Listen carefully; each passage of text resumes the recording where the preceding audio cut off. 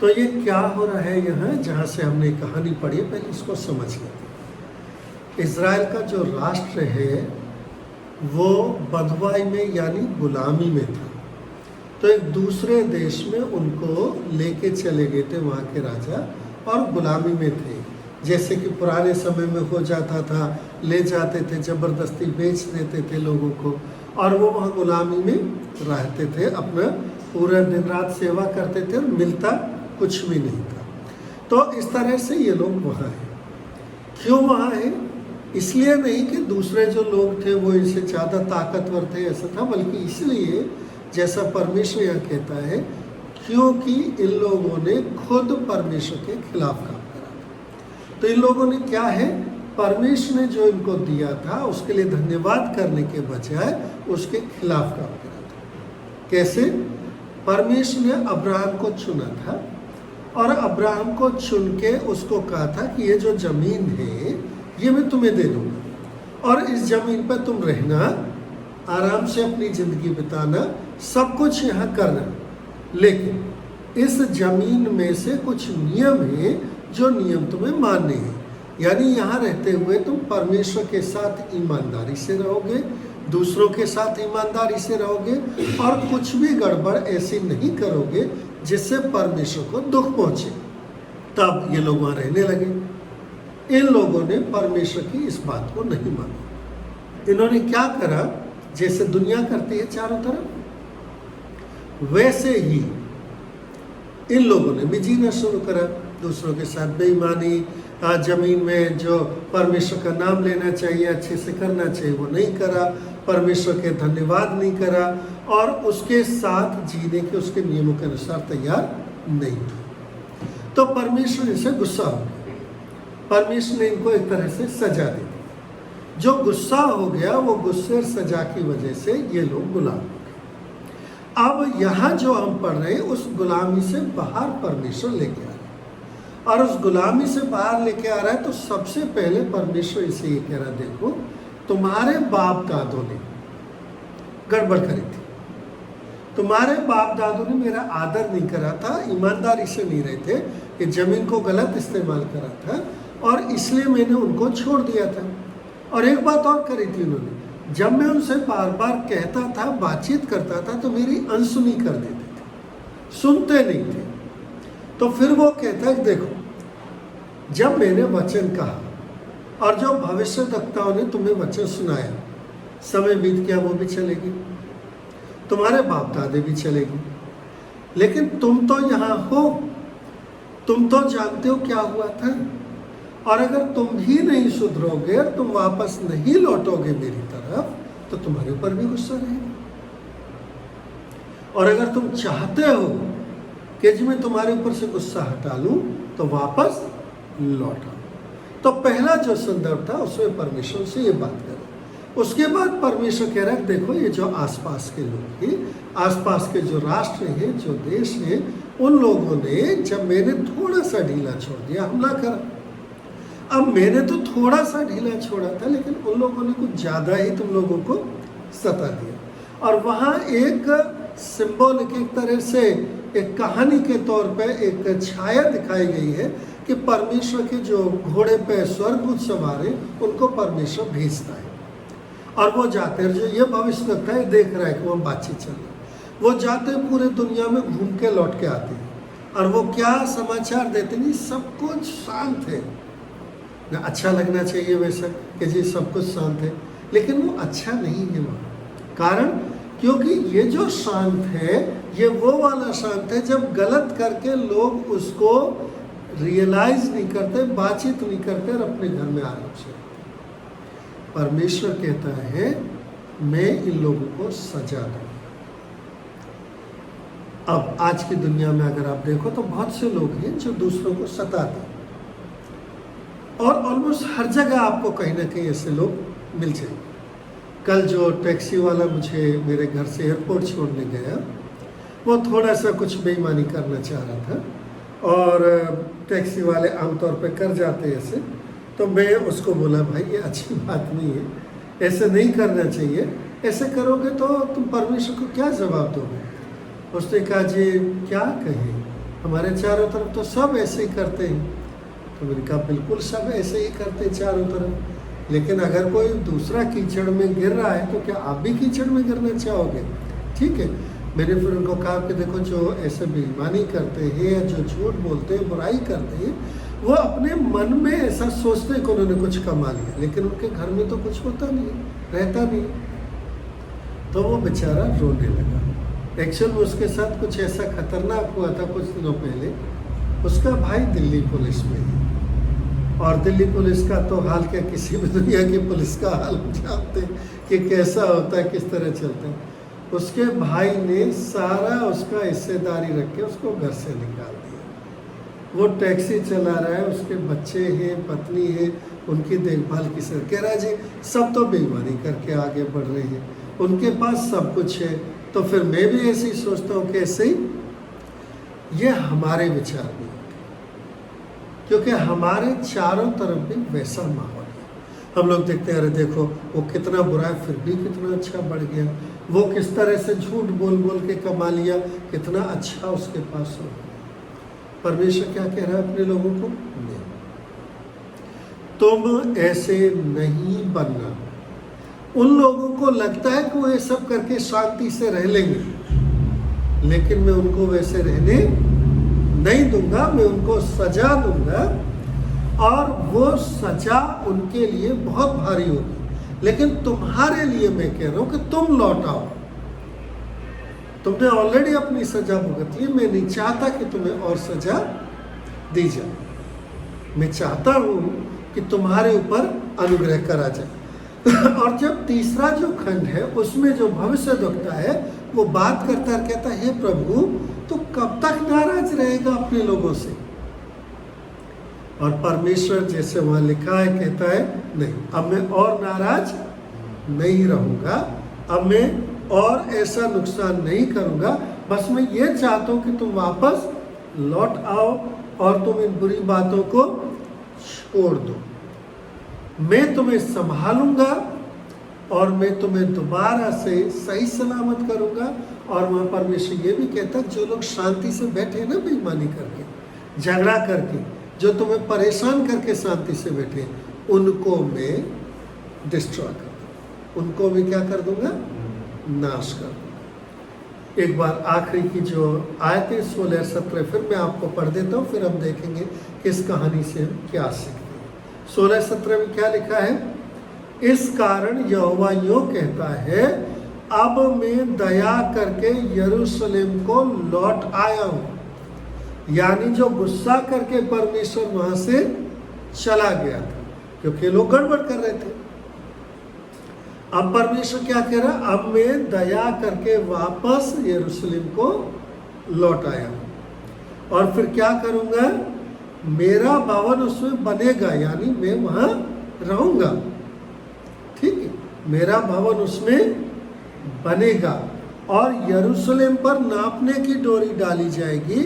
यहोवा की यही वाणी है। नापने की डोरी कब जब डालते हैं? जब घर बनाते हैं, है ना, नापते हैं ना जगह को, फिर उसको नापने की डोरी डाल के उसको बनाना शुरू करते हैं। तो परमेश्वर कह रहा है वहां फिर से नापने की डोरी डाली जाएगी, फिर से घर बनाए जाएंगे। मैं नाराज था थोड़े दिन, इसलिए घर गिर गए, मैं वापस आ गया हूँ और दोबारा से वहाँ वो सब बनाया जाएगा। और 17वीं आयत में वो कहते हैं, फिर यह भी पुकार करके है कि सेनाओं का यहोवा यूं कहता है, मेरे नगर फिर उत्तम वस्तुओं से भर जाएंगे, और यहोवा फिर सिय्योन को शांति देगा और यरूशलेम को फिर अपना ठहराएगा।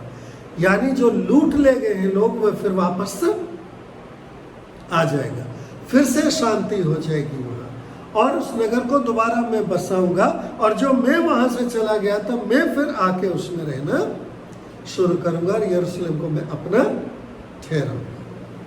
कितना अच्छा लगता है जब परमेश्वर इस तरह की बातें हमसे करे, क्योंकि दुख से, मुश्किल से जब हम निकल के आते हैं, तब हम परमेश्वर की तरफ देखते और चाहते हैं कि प्रभु परमेश्वर हमारे ऊपर अपनी दया करुणा करे। तो क्या सीखते हैं हम यहाँ से? सबसे पहली बात, परमेश्वर हमसे प्रेम करता है। परमेश्वर हमसे बहुत प्रेम करता है। परमेश्वर नहीं चाहता कि हमें से किसी को भी नुकसान पहुंचे। लेकिन जब हम परमेश्वर की बात की आज्ञा की, परमेश्वर के वचन की आज्ञा को नहीं मानते और जब हम परमेश्वर को आदर और सम्मान नहीं देते तो जाहिर है परमेश्वर नाराज तो होगा। जब परमेश्वर नाराज होता है तो जो आसपास जो भी कोई है जो हमें नुकसान पहुंचाना चाहते, क्योंकि परमेश्वर ने अपनी सुरक्षा हटा ली होती है ना हमारे चारों तरफ से, और परमेश्वर जब अपनी सुरक्षा हटा लेता है तो हमें नुकसान पहुंचा देते हैं। लेकिन हमेशा के लिए नहीं। परमेश्वर के लोग जब परमेश्वर के पास लौट आते हैं, जब परमेश्वर के लोग परमेश्वर से माफी मांग लेते हैं और जब उसको आदर सम्मान करके परमेश्वर के वचन को मानने लगते हैं तो परमेश्वर फिर अपने लोगों को संभाल लेता है। लेकिन जो लोग उसको नुकसान पहुंचाते हैं उनको नहीं कभी। तो आपके लिए परमेश्वर गुस्सा हो सकता है आपसे, लेकिन वापस आपको ले आएगा। लेकिन जो परमेश्वर के नहीं है उनसे जब वो गुस्सा होगा तो हमेशा के लिए गुस्सा ही रहेगा। परमेश्वर का वायदा है। तो कौन सी 3 बातें सीखते हैं हम यहाँ? सबसे पहली बात, परमेश्वर का जो वचन है वो बहुत सामर्थी है और इसलिए परमेश्वर के वचन की अनसुनी नहीं करनी। क्यों गुस्सा था परमेश्वर के बाप दादों से? क्योंकि उन्होंने परमेश्वर का वचन जब उनको भेजा गया, जो परमेश्वर का वचन हम बाइबल में पढ़ते हैं या जो सुनते हैं उसको अनसुनी कर दिया। उन्हें पता था परमेश्वर क्या चाहता है, उन्हें पता था परमेश्वर क्या कह रहा है उनसे, लेकिन उन्होंने नहीं सुना। तो परमेश्वर क्या कहता है? देखो तुम्हारे बाप दादे चले गए और जिन लोगों ने परमेश्वर का वचन तुम्हें दिया था वो भी चले गए, समय बीत गया, लेकिन मेरा वचन रुका हुआ। मेरे वचन में जो कहा गया था वो तो पूरा हो गया ना। वही परमेश्वर कह रहा, देखो गलत फहमी में मत रहो कि जी प्रचारक चले जाएंगे या परमेश्वर के जिसने कहा जाए हमारे बाप दादा से वो चले गए तो परमेश्वर का वचन नहीं काम करेगा। नहीं, दुनिया किधर से किधर भी अदल बदल हो जाएगी तो अभी क्या टिका रहेगा?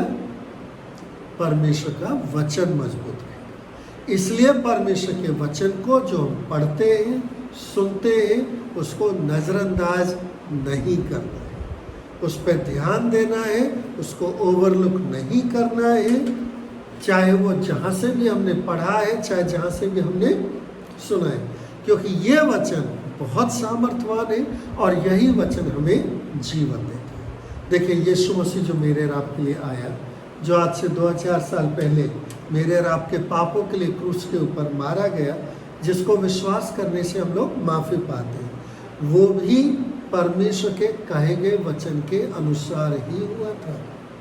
जो कितने 1000 सालों से कहा जा रहा था, वो हजारों सालों में बहुत कुछ बदला था, लेकिन तो भी उसके वचन के अनुसार वो सब हुआ था। परमेश्वर का वचन जब हम पढ़ते हैं, जब परमेश्वर के वचन के ऊपर हम लोग मनन करते हैं, तो परमेश्वर के वचन को हमारे अंदर ये काम करना जरूरी है। सबसे पहला काम, परमेश्वर को आदर आना जरूरी है।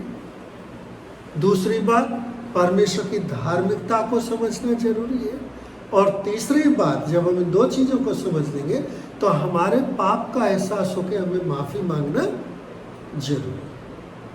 क्योंकि जब हम परमेश्वर के वचन को सुनते हैं तो परमेश्वर की महानता हमें दिखाई देती है कि परमेश्वर कितना प्रेम करने वाला, कितना महान है। तब उसके बाद हमें क्या है? परमेश्वर की सामर्थ्य और उसकी जो धार्मिकता है कि वो कितना धर्मी है। जब यीशु मसीह इस दुनिया में आया तो जैसे हम परमेश्वर के वचन से पढ़ते हैं तो पूरी व्यवस्था को पूरा करें, मेरे और आपके जैसे शरीर में होके। और दूसरा क्या लिखा है? पवित्र बनो क्योंकि परमेश्वर क्या है? पवित्र है। देखिए परमेश्वर जो सारी दुनिया का बनाने वाला है, परम प्रभु है, अगर उसकी संगति में हमें आना है और उसके पास रहना है तो झूठ और फरेब की दुनिया लेके तो नहीं आ सकती। इसीलिए परमेश्वर का वचन हमारे अंदर क्या लाना चाहिए? परमेश्वर का भय, परमेश्वर का आदर और हमारे पापों के लिए ग्लानि। हमारी गलतियों के लिए, हमारे अपराधों के लिए हमारे मन में क्या आना चाहिए, अब आइंदा से ऐसा नहीं करो। और फिर परमेश्वर की नजदीकी में हमें आना जरूरी है। परमेश्वर के वचन को नजरअंदाज नहीं कर सकते। हालांकि हमारे अंदर जो पाप है, हमारे अंदर जो स्वार्थ है, वो हमसे ऐसा करवाता है।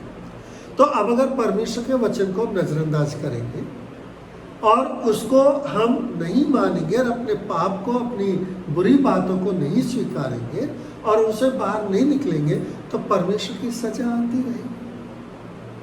हमारे चारों तरफ जो बाड़ा है परमेश्वर का, वो नहीं रहेगा तो हमें कोई भी नुकसान पहुंचा देगा। लेकिन अगर परमेश्वर के वचन को मानेंगे और परमेश्वर को आदर सम्मान करेंगे और अपनी गलतियों को मानकर परमेश्वर के पास लौटें, गलतियां तो होंगी हमसे क्योंकि पाप है हमारे अंदर, लेकिन जब जब गलतियां होंगी तब तब जब हम परमेश्वर को मानकर परमेश्वर की उपस्थिति में अपने आप से में परमेश्वर से माफ़ी मांग कर आएंगे, तो परमेश्वर क्या कहता है, ये तीसरी बात है, वो हमसे वायदा करता है कि वो हमसे दया करेगा। इज़राइल से क्या कहा उसने, तुम मेरे पास लौटो, अपने बाप दादों की तरह मत बनो, ये जो दुनिया है चारों तरफ इसकी तरह मत बनो। तो मैं क्या करूँगा, मैं तुम्हारे ऊपर दया करूँगा, मैं तुम्हारे ऊपर करुणा करूँगा। अब वो दया और करुणा में दो तीन बातें हैं जो परमेश्वर करेगा। सबसे पहली बात तो मुझे आपको संभालेगा, लेके आएगा, जहाँ जहाँ भी जो दुख और जो परेशानियों में, उन सारे दुखों से, परेशानियों से निकालेगा। दूसरी बात परमेश्वर को कहता है कि जिन लोगों ने तुम्हें परेशान करा है उन लोगों को भी मैं छोड़ूंगा नहीं। मैंने तो तुम्हें छोड़ा था थोड़ी देर के लिए, लेकिन उन्होंने उसका नाजायज फायदा उठा के तुम्हें ज्यादा परेशान करा, और इसलिए मैं उनको उसका बदला जरूर दूंगा। परमेश्वर न्याय है, न्याय करता है। अब चाहे मैं गड़बड़ करूं या दूसरा गड़बड़ करे, परमेश्वर न्याय सबके लिए करेगा। मेरे लिए क्या है कि अगर मैं यीशु मसीह को मानता हूँ तो मेरे ऊपर वो दया भी करेगा, और जो यीशु मसीह को नहीं मानता उसके ऊपर दया नहीं करेगा। और इसलिए क्या कहता है परमेश्वर, तुम्हारी जो स्थिति है उसको मैं जानता हूं। तो जो घोड़े जाते हैं चारों तरफ, क्या मतलब है, क्या सिंबल है उसका, सिंबॉलिकली मैं जानता हूं, सबकी खबर रखता हूं, अनजाना नहीं है परमेश्वर। ऐसा नहीं है कुछ मेरा और आपका दुख नहीं पता है, वो मेरे सबके दुख जानता है, वो मेरे और आपके हृदय को, आत्मा को जानता है, समझता है। जो बात मेरा आप कभी किसी से नहीं कहते, वो बात भी परमेश्वर जानता है। और तब परमेश्वर कहता है, मैं उससे तुम्हें बाहर निकाल ले आऊंगा, मैं तुम्हारे ऊपर करुणा करूंगा, मैं तुम्हें फिर से बसाऊंगा, फिर से तुम्हारे लिए सब कुछ होगा, तुम्हारे लिए डोरी डाली जाएगी, तुम्हारे घर बनाए जाएंगे, तुम्हारे लिए अच्छा ही होगा। तो दो तीन चीजें जो हम जिंदगी में चाहते हो, क्या होते हैं, हम लोग चाहते हैं शांति, जिंदगी शांति। हम लोग चाहते हैं हमारी सुरक्षा हो, कोई हमें तंग ना करे। हम लोग चाहते हैं हमें अच्छी तंदुरुस्ती, अच्छा परमेश्वर रोजी रोटी खाने को देता। तीन ही तो चीज चाहते हैं, और तीनों परमेश्वर यहाँ यरूशलेम को वायदा करे, मैं तुम्हें अपने पास बुला लूंगा, मैं तुम्हें शांति दूंगा। 17वीं आयत में हमने पढ़ा, ठीक है ना। और उसके बाद परमेश्वर क्या कहता है, मैं तुम्हारे दुश्मनों को तुमसे दूर करके उनको भी सजा दूंगा। तो सुरक्षा होगी। और तीसरी बात क्या कह रहा है परमेश्वर, जो प्रभु परमेश्वर ने कही है 17वीं आयत में, क्या कहता है परमेश्वर, फिर यह भी पुकार करके है कि सेनाओं का यहोवा यूं कहता है, मेरे नगर फिर उत्तम वस्तुओं से क्या हो जाएंगे, यानी आपको खाने पीने रहने उन चीजों के लिए परमेश्वर अपने अनुग्रह में सुरक्षा के साथ साथ अच्छी तंदुरुस्ती, अच्छी चीजें भी देगा। गारंटी नहीं है उन चीजों की, क्योंकि परमेश्वर उनके सिवा भी आपको शांति दे सकता है, लेकिन फिर भी परमेश्वर अपने बच्चों के लिए उनकी कोई कमी भी छोड़ना नहीं चाहता है। मैं और आप अगर प्रभु परमेश्वर से दूर गए हैं, किसी भी कारण से गए हो सकता है अड़ोसियों पड़ोसियों की वजह से, हो सकता है घर में कोई मजबूरी रही हो सकता है कोई दूसरी बात रही हो, तो परमेश्वर कहता है वहां से लौट आओ। परमेश्वर के वचन को हो सकता है हमने हल्के में लिया हो, पढ़ा है, जानते हैं, लेकिन माना नहीं है। उसको गंभीरता से अपनी गलतियों के लिए, अपने पापों के लिए माफी मांगो परमेश्वर से, ताकि परमेश्वर अपनी दया और करुणा मेरे और आपके ऊपर करे, और तब परमेश्वर अपना ये वायदा पूरा करेगा कि मैं तुम्हें संभालूंगा, शांति दूंगा, सुरक्षा करूंगा और तुम्हारे लिए सब कुछ भला ही भला ही। जैसे परमेश्वर के वचन में लिखा है, हर एक जो परमेश्वर से प्रेम करता है, हर एक जिससे परमेश्वर प्रेम करता है, उनके लिए सब बातें मिलकर किसको उत्पन्न करती है? भलाई ही को उत्पन्न करती है। परमेश्वर के वचन के पढ़े सुने जाने पर